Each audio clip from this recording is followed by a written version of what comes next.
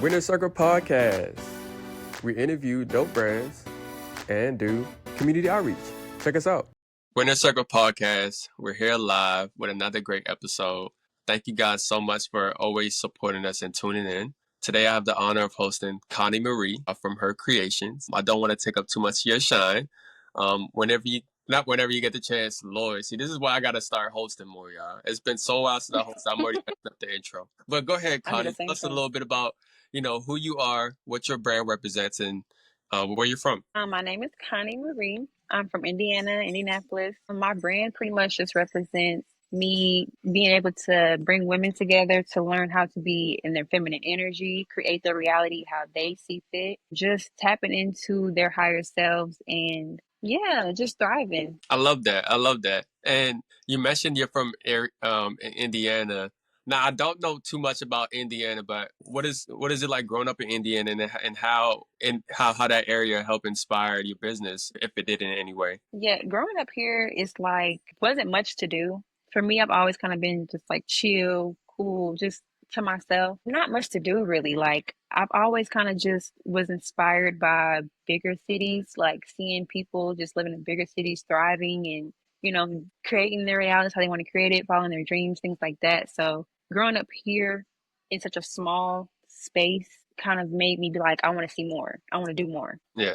Okay. That's and I guess there's nothing wrong with that. Like for me, for instance, I grew up in PG County, and of course, we're like close to DC, and then you have Virginia that has like lots of different things you can do, and even DC and Maryland have like a lot of things you can do. But in comparison to like, let's say like in Atlanta or like Texas or Cali or LA, like it's not that big. So I get the sentiment of like wanting to explore more and wanting to get out there more. So I guess what gave you the confidence to go out there, and what did you find when you finally got out there? Growing up as a kid, I just always knew like I gotta do something big. Like watching my mama grow up, her being like a single parent and watching her just do everything. When I became an adult, I was like, there's no way I could just like live a simple, basic life. But just as a kid, I always knew I wanted to do something, whether that was acting, being in entertainment, just something big, not living a normal life because that to me just seemed boring.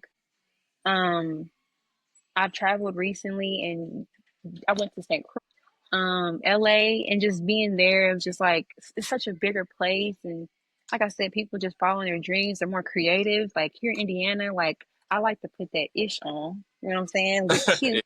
And people look at me like I'm crazy because like people down here, everybody's just so like simple and normal. And I'm just like burst of energy, creative, just outgoing. And it's like, it's not for me. So yeah. I definitely understand that sentiment, and I guess that could be a little segue into the origin story of Her Creations, right? Mm-hmm. And when it comes down to, I will say, personal growth and journey, a lot of us are constantly going through that. We can find inspiration in multiple areas. So specifically with you, where did your inspiration come from? Growing up as a kid, I've like watching other women in my life just embody this type of like energy and presence, like being extremely confident and feminine, and just it was just this energy that I've always been so intrigued by and like interested in like how do I have that energy? How do I do that to create what I want to create? And then also, certain celebrities like Rihanna, like, Beyonce just inspire me to want to be so like into my higher self like so much that nothing can phase me, or I can create whatever I want and do whatever I want and just be free. Like it's a freedom thing. I want to feel free and I want to feel empowered. I want to be feminine. And I just, just want to have that energy about myself. So basically that rich energy. A little bit, I feel you. And let's talk a little bit about that. Like, define what that rich energy really means in terms of Her Creations and how you embody it. I don't necessarily think that it has much to do with funds. I think it's more so about who you are, knowing who you are, being authentically yourself, regardless of who's around, what society says, or how you grew up. I think it's having that confidence, knowing yourself. That's very important. And then just being you. Like it's like being authentic and then not really caring about anybody or the next person has to say. Yeah. And Yeah. I think that's a great answer because as you mentioned, like sometimes, and even me, like we can watch some of these celebrities and we can get beside ourselves like, dang, not necessarily like we want to be like them, but it's like, life a little ghetto over here. Like, how can I, how can I get to that bag? You know what I mean? Or, how can I embody what they got going on, but in the way that I want it? Hmm. And in terms of like that mindset shift and just being emotionally grounded for anybody who's battling with that out there, like what's a good advice that you can give them? I definitely think for me, what made me kind of get it more so into this and actually start doing what I'm doing now was me changing my mindset. Because seeing all these things, these different women in my life that inspired me, but then also being confined and feeling like having like imposter syndrome, I had to change my mindset. And it was something where um I don't know if you know 19 Keys, but he like kind of really like helped me understand. He's like a global thought leader. He helped me understand that it's like 80% mindset, 20% skill set. And if you can master your mindset, you can master any skill set. And when I learned that, that was like the turning point for me to understand that what I can do whatever I want to do. I just gotta first change how I think, understand that I am capable. And really, I think that also starts with accountability because even though I talk about, us creating our realities and things like that, we already are creating regardless of if Mm, you know it or not. So it's yeah, like first being accountable for what you have created so far, forgiving yourself for that. If you feel like you need to forgive yourself or give yourself grace, give yourself peace, whatever you need to do to kind of come to peace with the fact that okay, this is where I am right now. But in my mind, the fact that I can see that I can be in a different place in the future, that's enough confirmation right there to let you know that you are capable of having it. You wouldn't, you know what I'm saying? Like God wouldn't give it to you if you weren't capable of having it. yeah. And let's say if I'm somebody who struggles with assessing where I'm at, like how do I get to a sense of not necessarily comfortability, but an awakening to say like, nah, like this is where you at right now. Like you need to wake up. You know what I mean? To be able to execute that comfortability or execute anything for that matter for you to get to the place that you need to be. Think it is like you have to kind of admit it, but it's like you have to want it. Like if you want something different, when you're by yourself and you're alone, you only got to be real with yourself. And that's the thing. You're not in front of so many people and you having to be real in front of all these people. You can go in a room by yourself and just be real, raw, and honest with yourself. And just admit, okay, I may have messed up here, or I might be here, or whatever. That's a conversation between you, yourself, and God. Don't ain't nobody gonna hear it. You know what I'm saying? So it's like I think being honest and real with yourself, because if you really want it, you'll do that. If you don't, then you're gonna keep having excuses. Everything around you is gonna be the reason why, and people and things like that. So it's just like you gotta really want to have a change. If you're going through something in your life, but you continue to feed into whatever's going on, then that's what you want at that point. If you Yeah. really think about it, you want that because you keep giving energy to it. So if you want something different, you stop giving energy to whatever the circumstance is, and then you know what I mean? Yeah, and I think you defined that perfectly. It brought up my next point. It kind of sounds like you was talking about like that internal richness versus like the external performance. Like having to want it yourself, that's something internal that you have to like, tell yourself and feel Hmm. empowered versus just like the external performance side of things where it's just like you just faking it, making it type of thing. And Hmm. if you can like dive in a little bit deeper into that, like honestly, maybe a personal experience. What does eternal richness look like in your lens or through your experiences versus like the external performance? Okay. So recently I noticed like I might have been a little toxic in a situation, right? Wait, We're you in a all toxic? human. Were you in a toxic situation because you like uninvited or like you was entertaining it too? Let's be real. It was me. It was me for sure.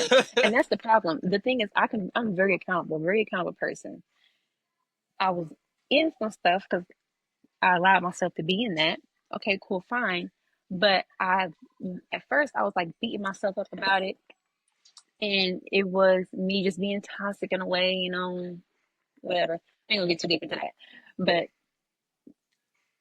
I had to stop kind of beating myself up in the sense of like, okay, yeah, I may have did this that was wrong, And I kind of understood that it was like there's a lesson for me to learn in this situation as well as that person. Mm, For me, it was like, okay, even though I may have acted out this way, what can I gain from the situation? What can I really like learn from it and move forward? Because at the end of the day, even though I was the one that was in the wrong, there's everybody, we're all a mirror to a certain degree. We're human, like we're human, we make mistakes, like we're going to make mistakes. And I think that's one thing that I've learned recently too. It's like it's okay to make mistakes because in making mistakes, that's when you learn. Like I've had this thing where I'm like everything needs to be perfect, it needs to look right, it needs to feel right. If I don't like it, I ain't putting it out there. mhm. But recently, in my life, I've learned like it's best to make mistakes because that's how I'm learning. Being vulnerable, being like I've been saying, being honest with myself, like, hey, you wrong in a situation or whatever, and Mhm. really learning because I like to analyze everything that Yeah. happens in my life. I like to think, well, why did that happen? Or what's the lesson here? Whether it's good or bad. So Mhm. yeah. Let's get into maybe some tips that you can give them in terms of them embodying that luxury self worth, that luxurious self worth, I should say. For me, what makes me feel good is looking good. That's first and foremost. So for me, I like to take care of myself, whether that be how I eat, how I look, how I get up in the morning, my routine, morning routine, night routine. It's doing things that make me feel good. So that way I'm kind of programming my mind to understand that whatever the negative thoughts were, that's not true about me. The things that make me feel good, getting up and doing that is what makes me feel like, okay, I'm really that girl, or I'm really her in that sense of me being my higher self versus the negative thoughts starting to flood in. Like, if I'm going through a bad day, what I literally will do is I'm gonna get up, do my morning routine. I might go and I like to watch movies, so I'll go to the movies or I'll go to like a spa or something like that. I just do something that's gonna make me feel good because overthinking and continuing to keep myself in that environment of just spiraling is going to only make things a little bit worse. So I take myself out of that environment and place myself in an environment that's going to make me feel good. It don't got to be nothing crazy. Like I said, I go to the movies. It's simple, but Hmm. that's going to take my mind off of whatever's going on, or take, not to like avoid the situation, but to Hmm. kind of just, I don't know, make me just feel good. Yeah. I think feeling good is the key to all of it. So if you're constantly feeling down, feeling negative, you're going Hmm. to create more negative. You're going to create more of that experience. But if you're feeling good, then you can come back after you go to the movies, spa, go out to eat, whatever you do, come back and then have the conversation with yourself of let's analyze the situation. What is it? What's going on? Where do I need to work on? What do I need to fix? And go from there. Yeah. And I think that's all, what your brand is about. It's building that unshakable self worth and that magnetic energy. And when you do feel good and you're taking care of yourself, it kind of like allows you to deteriorate from being validated from other people. And Mm. maybe you can break that down a little bit in terms of talking about what does it look like breaking free from validation circles. I think like when it comes to relationships, platonic or romantic, when you are able to go from feeling like other people have power over you to you having the power, certain things are not going to fly. You're going to have your boundaries, you're going to respect your own boundaries, and you're not going to feel the need to neglect your boundaries or disrespect your boundaries for someone else. And I kind of recently just learned that it's like the reason why you may do that, neglect your boundaries or whatever, is because you feel like that other person or people or whatever, you feel inferior to them. And so doing these things that make you feel good is like you said, is going to help you to build up your self confidence. So that way, when you get into different rooms with people who got more money than you, they look better than you still know who you are. Because I think that's like what's most important. If you don't know who you are, then you're going to constantly be comparing yourself to other people. So my question is, since we're on this topic, is where is the thin line between understanding that like, okay, somebody's breaking my boundaries, somebody's overstepping their bounds with me, but I know it's not intentional and I still want them to be a part of my life. Like, what does that look like for you and how do you handle that? For me, I think first thing is voicing the boundaries, like expressing what the boundary is. Sometimes you don't know what the boundary is until it happens, and you be like, "Hey, I didn't like that." So I think first voicing it, and then if somebody does, cross the boundary after you've expressed that there's a boundary, I think it depends on the boundary being crossed and how deep it is. If it's something that's small and minute and like you said, it's like, then I think having another conversation, and depending on how that person communicates with you, if they're like dismissive or whatever, then at that point now you know where to go from there. But if they're understanding, like, hey, I'm telling you right now, you crossed the boundary, they're understanding of that, they're listening to you, then just kind of like just go based off of that. You know what I mean? If it's something that's really, really deep, at that point, my number one thing to do is to remove access. Just take You some say it's to time. remove access?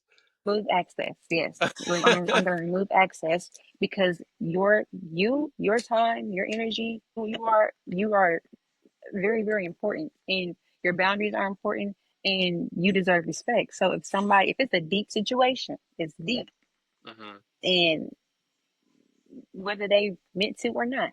Sometimes you gotta remove access. I'm not saying go a whole year without talking to them, but if you need to take a day or two to For me. kind of just be like, hey, right now I'm not feeling it. I'm gonna talk to you, so and so. Or if you don't want to say that, just take some time to yourself to kind of like really reflect on it. Because if it's deep, then you're gonna need that time to think. Yeah, I think So that's a good answer. And I kind of like, I wasn't looking forward to the remove access part, but it's real though. It's real. So it is. yeah. I'm not, when you do realize that, like, dang, like, I gotta remove access, or I gotta create these boundaries. I gotta do these things to make myself feel good, or to be in that mindset shift. Like, sometimes you can still have like your, like what you said, that imposter syndrome, or you can still be feeling bad about what happened with that particular situation or that relationship with that person. Like, and what if you really feeling it, or you really want something really badly, but it's not going your way? How do you continue to shift your energy without forcing that change? It's like your mind is going to spiral. You're going to be thinking about this person. You're going to be doing, just going crazy. Kind of the same thing I said earlier, doing something that's going to take your mind off of it, doing something that makes you feel good. But then, kind of also, which is very important, is surrendering and letting go. Sometimes you have to let go of it because the simple thoughts of let me fix it, let me control it, or, just spiraling, that's creating resistance between you and that person or you and that thing. So constantly fixating on it and trying to control it, you're literally putting resistance on that coming back to you. So it's like you literally have to trust yourself, trust God, trust the universe, whatever you believe in. Trust that you letting it go is going to work itself out for the best, whether or not the person is meant to be there or not. So it's like just learning to surrender and letting go. And I think by doing that, it's kind of just getting somewhat clear in your mind, getting clarity, and going to go make yourself feel good. Do something that's gonna make you feel good. Get your mind off of it because thinking about it ain't gonna help. It's not. Okay. So Mm-mm. in correlation to that, how do we reach the stage or the level where we can be soft to ourselves? I think it all takes time. Everything takes time, and it takes consistency, and it takes you showing up every day, regardless of if you're showing up in a big way or a small way.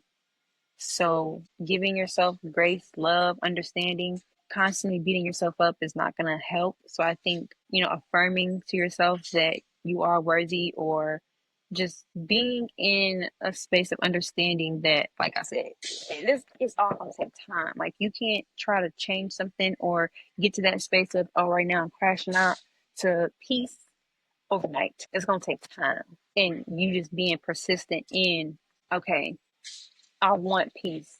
You know what I'm saying? But like, and then even over time, it's like you're gonna go live your life. You're gonna do things, take care of your business, spend time with family, friends, and eventually over time, it's just gonna get easier and easier and easier. In the beginning, it seems like it's hard. It seems like it's gonna be forever, but it's really not. So it's just like everything with that. It takes time to get to that point. It's not something that you can force. It's not something that you can just make happen overnight. I love that. Mm-hmm. If you can, to follow up that, just maybe three go-to strategies for setting boundaries. For setting boundaries, first you need to figure out who you are and what you like. Because if you don't know that, then you ain't gonna know what boundaries to set. So getting to know yourself. But what if you like a lot of things? I'm just saying, like when it comes to, because if you're setting a boundary, you're setting that with a person. You're setting that with other people. So what do you like when you're dealing with other people, or what do you not like when you're dealing with other people? Everybody has that line that's like, I can't take this, while the next person could look at that exact same thing and say, I like that. You I know what I like mean? So it's all depending on knowing you, knowing your things that you like, knowing your buttons and what makes you feel good. But I think that is important. Being ready and willing to implement them as soon as you kind of figure them out. Like knowing to like, okay, this is my boundary now. Let me go ahead and express it.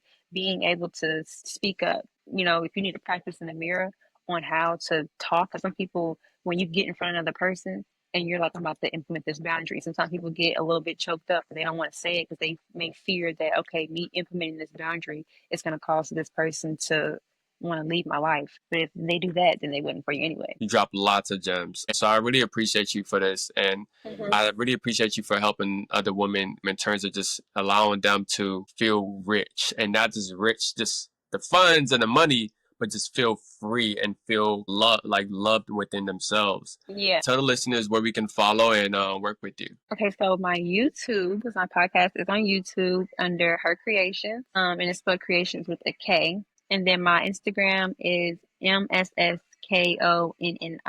Miss Connie. Perfect. Well, thank you so much, Miss Connie, and thank you so much, Her Creations. Winner Circle family, we appreciate you for joining us for another podcast episode. We are in, Lord, I forgot now. It's been so much. We are in 99 plus countries, over 3,000 cities, and we've been doing this podcast since the start of COVID. So we appreciate you guys for tuning in. Peace. Thank you.